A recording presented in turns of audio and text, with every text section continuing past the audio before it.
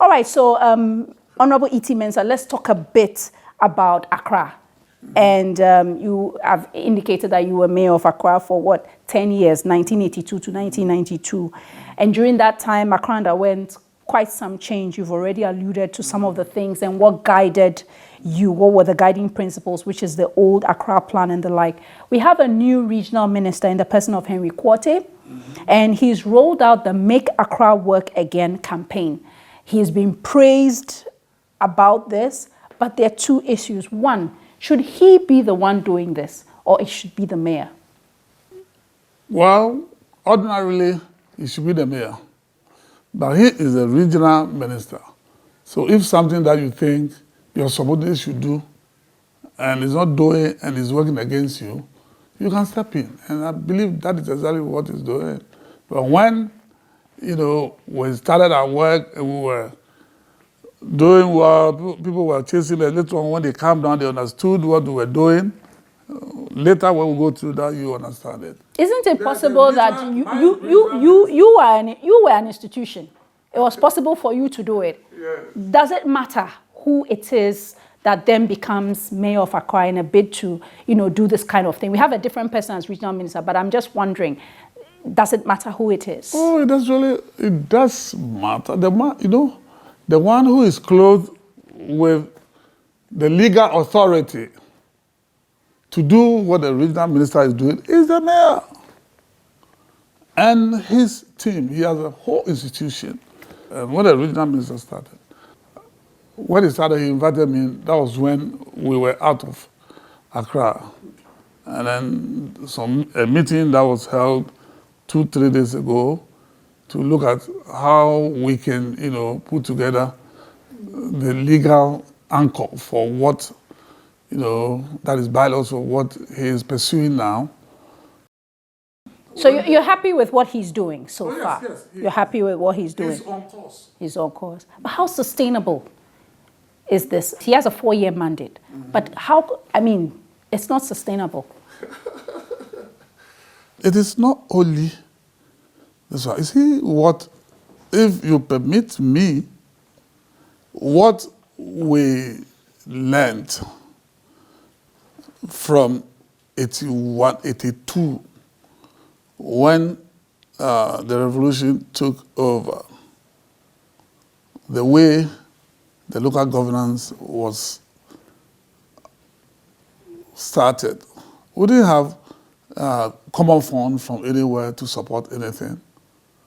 And then you look at the structure that was there, and what I benefited from most, and I will always, thank God for the life of Mr. Isikwe, who opened up.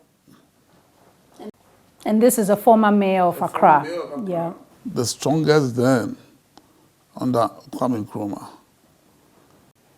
At the time that we started, we found in the file of the regional ministry that they started something to see what support they can get from outside.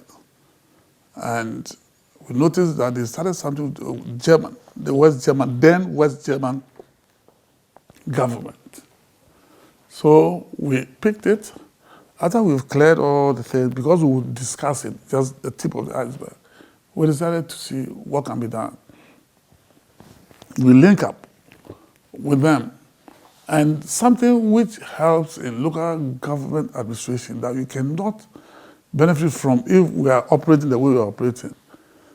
We call it sister city relations. The Accra District Rehabilitation Project was anchored by that.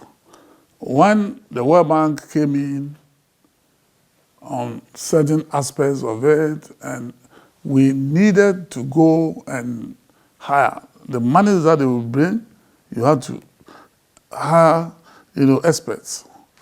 And I went on touring Accra with Chicago, Accra City and Chicago relationship, and it paid off. Some of the competencies that we needed, and we thought that it would be too expensive if we should go and hire them. Through the sister city relationship, I told Mayor Washington then, and local government is so important that people leave Congress to go and run. But Washington had just left Congress and was run as mayor for Chicago and he won. And he gave me all the technical people that I needed, 6 of them. All that they needed was if we could pay their airfare. And we told the World Bank, they were so pleasantly surprised. And they paid for them to come. They came, helped us. So to cut this long story short, we'll talk about this thing the more. I believe that we'll come a long way and we should stop appointing people. As like I heard the president made some comments about why he even asked that the referendum should be held and it was truncated by some demonstrations and other things.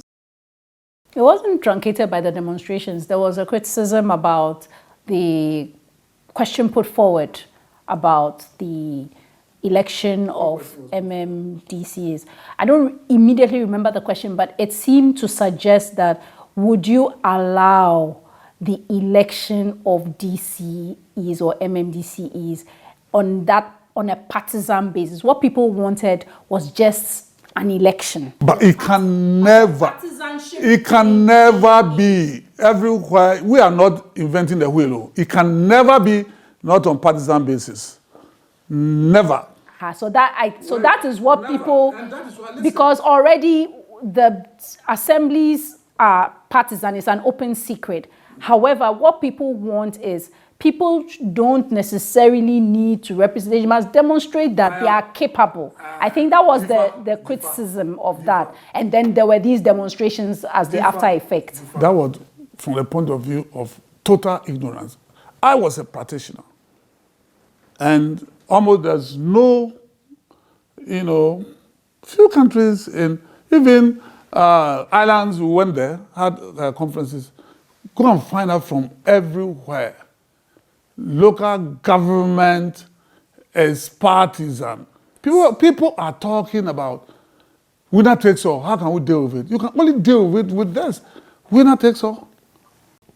So people used to use examples such as, so what happens if the government wins in a particular region, yet the person chosen in that metropolis or district or municipality is not in alignment with the regional person who has what?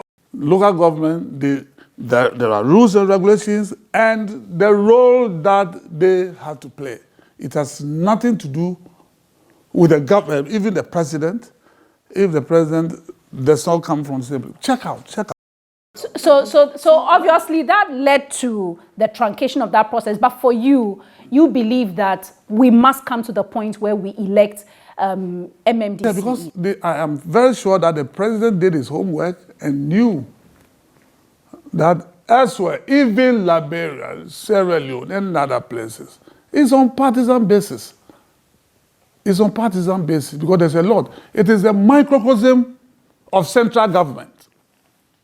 It is a microcosm of central government. I've seen it. We have gone to conferences. We have, even I have about Staffordshire County Council. We had sister relationship with them, and for a certain purpose. And Newfoundland in Canada, we have sister relationship. So what would you want to tell Ghanaians then? Because obviously from the way you're talking, you want to see that this becomes an elected position so that people are held to account and deliver on the mandate. When I took over from Accra, those days we were other chairmen of city councils, of chairmen of urban councils across Ghana. And after a while, it was decided that we had to change into district assemblies where some people will be elected. And ideally, when the issue was discussed, election should have been absolute. And a team was put together. Justice Aman was the leader. And when we started talking about the issue, Ghanaians organized this assembly thing. And the composition was you elect some people and 30% will have to be appointed. So based on the competencies that you don't have, when you look at the resumes of those who have been elected, you have to go and poach people to come and fill them. When we started, people started criticizing. Some people, they will go there and scatter. We also organized to make sure that they never scattered any of our meetings. And we went through. And straight to your thing, what again? So essentially, Ghanaians need to change their mindset. When the decision is taken, a lot more education should take place for people to understand. You know, because in many jurisdictions, you want to be a governor. Have you ever operated as a mayor? They want to see. And how well did you do? Quite often, the people who emerge as governors, as become bid for presidency in many jurisdictions. When you were the governor of Accra, what did you do? Were you able to do ABC? They want to see what you have been able to do. But I will humbly appeal to Ghanaians to look into this again. At a certain point, we need to bring this on board. And there are certain nitty-gritties that time will not permit us. When we have time, full time, then people will understand it more. People are, sitting, you see, you see it more in the district. When we went on this tour, we met all the MMDCs, we met chiefs and other things, and people, somebody who has heard me before, raised the issue, and I moved them into it. I will give you a thorough list from all the MMDCs, the chiefs that we have to do something about. They will call me for guidance because there's so much money out there. But we are not leveraging We are not leveraging this. We put everything on Ministry of Finance. I met the finance minister, you people, you have to do something about this because the properties that we had in Accra, we'll have to talk about Accra, all those things will come. When we took over, and I was in charge of the whole of Accra, not Accra divided the way it is. A final bit on this is we still have to deal with decongestions, waste management issues. Are you sad that 30 years after the fact, in fact 40 years after the fact, we're still having to ask people to move from Agbubloshi to Ajin Kutoku or move from Agbubloshi to Gumwa somewhere? Do you know about that thing? I think we'll discuss it when we come to talk about it. Because Ajin Kutoku and other things, we built Ajin Kutoku, but Agbubloshi was to be there. So it's an old plan. It's an old plan. And where Agbubloshi is today used to be the hub of fitters all over, they messed the place up. And the decision was taken. You remember that Iron City was built towards Kaswa using social security funding. They were the ones who funded it. It was part of the program that we started. And when we started this, we were zooming. The World Bank gave us they approved 670 something million to finish with that whole thing. You know when it rains 24 hours on the mountains and no drop in Accra, 24 hours, Accra gets flooded, the circuit and other things gets flooded.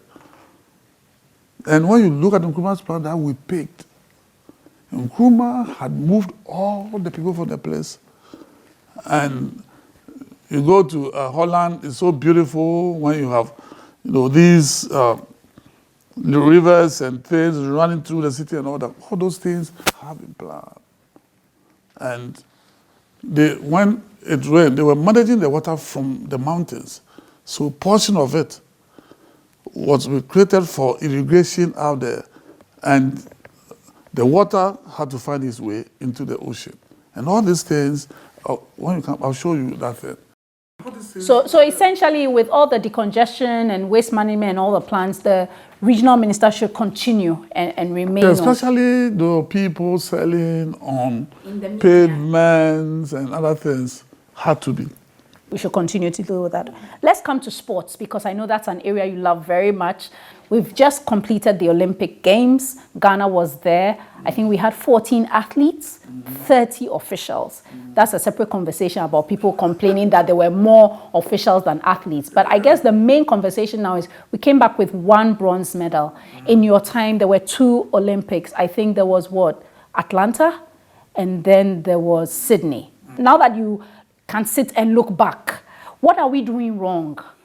Which is why we are not doing well on the medals circuit. If a competition is organized for kinky sellers and you have not trained, you've not been trained by anybody, you didn't have the materials to train, and you go to that competition, what do you get? We didn't have facilities that we needed to have, and we didn't sleep over it. We moved with the help of Philips, because I found out that all these countries which have the facilities for all the games were not provided by their governments.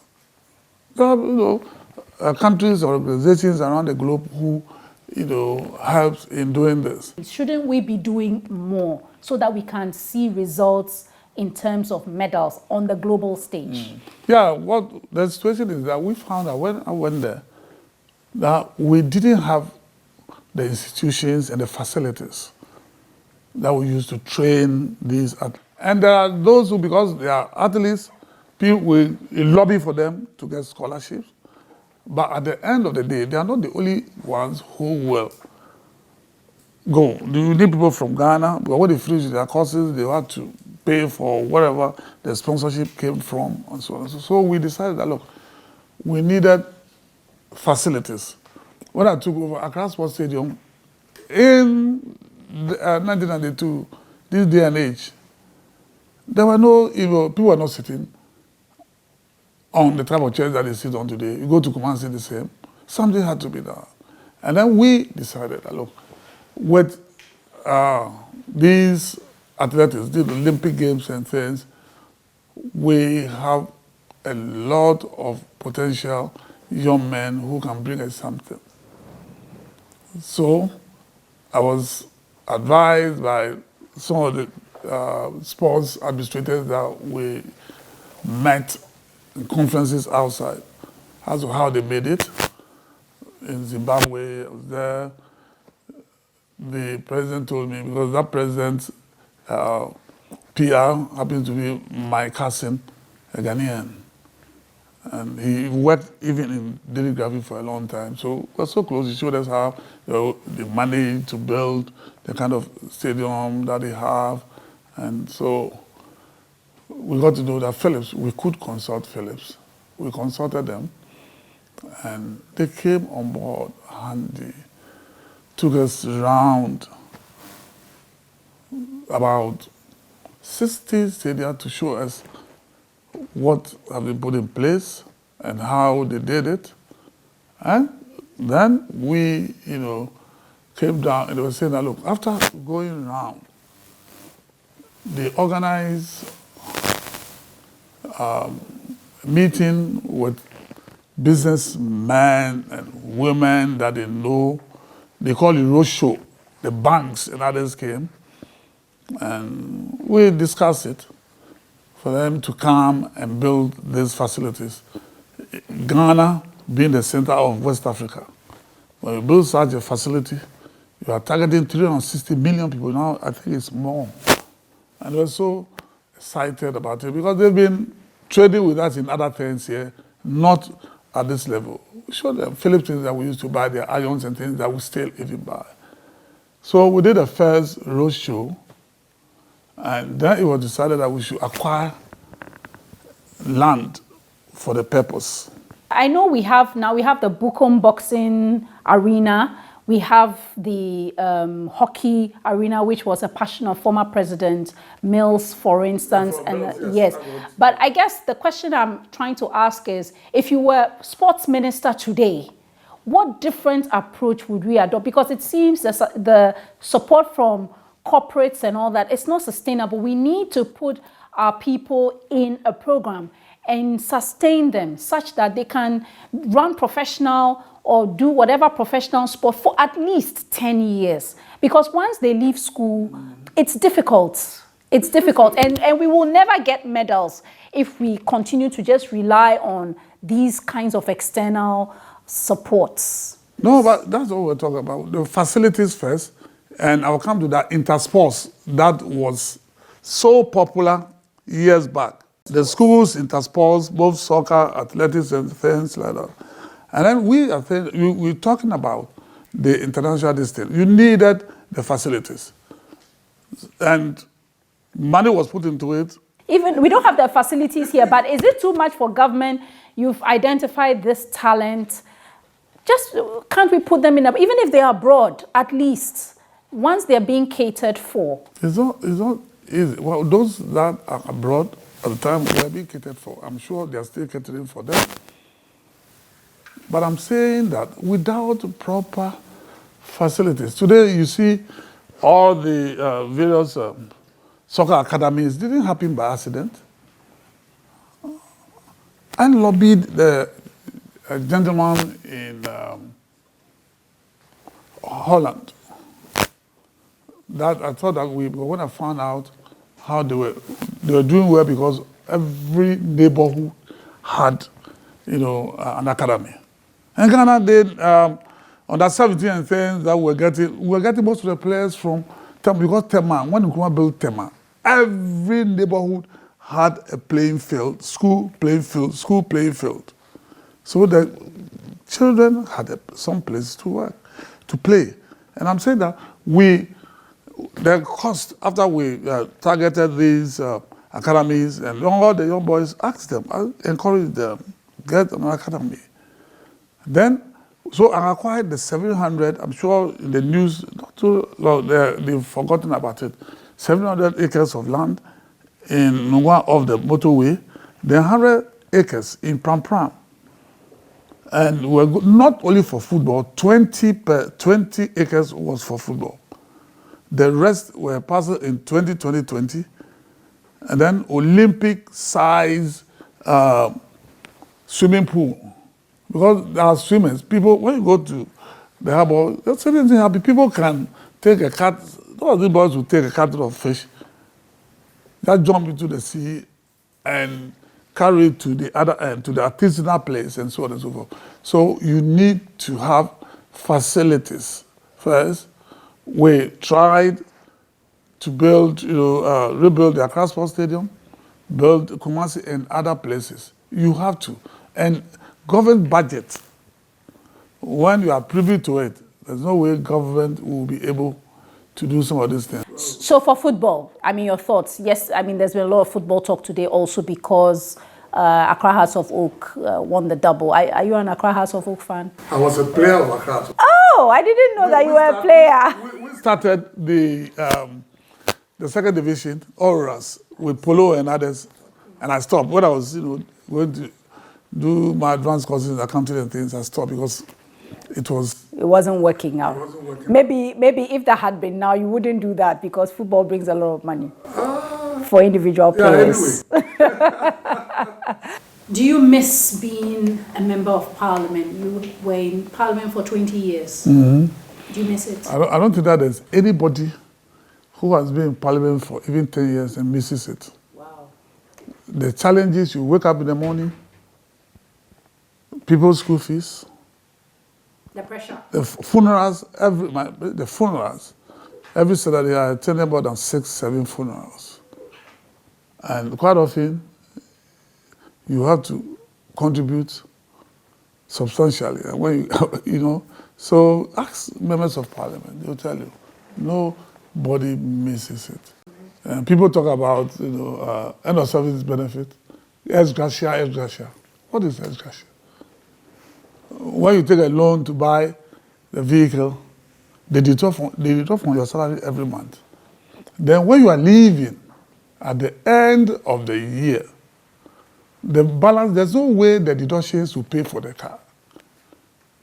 So when you are leaving, at the end of the year you are leaving, whatever your ex gratia is, they use it to clear it. So you don't miss being a member of parliament, but one thing you seem to be focusing a lot on is the Almighty God now. You're an evangelist. Mm-hmm. So that adds on to all the other things you do? 1846, it was my great-grandfather who sent Methodism to Pram Pram. When they came 1835, Cape Coast, Then, 42, Accra. 46, my great-grandfather was a merchant who used to shuttle between Accra and Pram Pram. So he joined Freeman and then lobbied the leaders to go and establish Methodism out there. At that time, my direct grandfather, my mother's father, was the Mangradu of the Pram Pram. You know, the discipline of those days, the father ordered him to abdicate, take over the school as a teacher, and also catechist. I have the records here. So all of us. So my mom pushed me to do, so I did theology. I have masters in theology, and I love preaching. There's a lot that guides us when you are in the Lord. Right. And that's a nice way to end. Yeah. Thank you very much, Honorable Evangelist E.T. Mensah. Many thanks for sharing your perspectives with us here on First Take. You are welcome.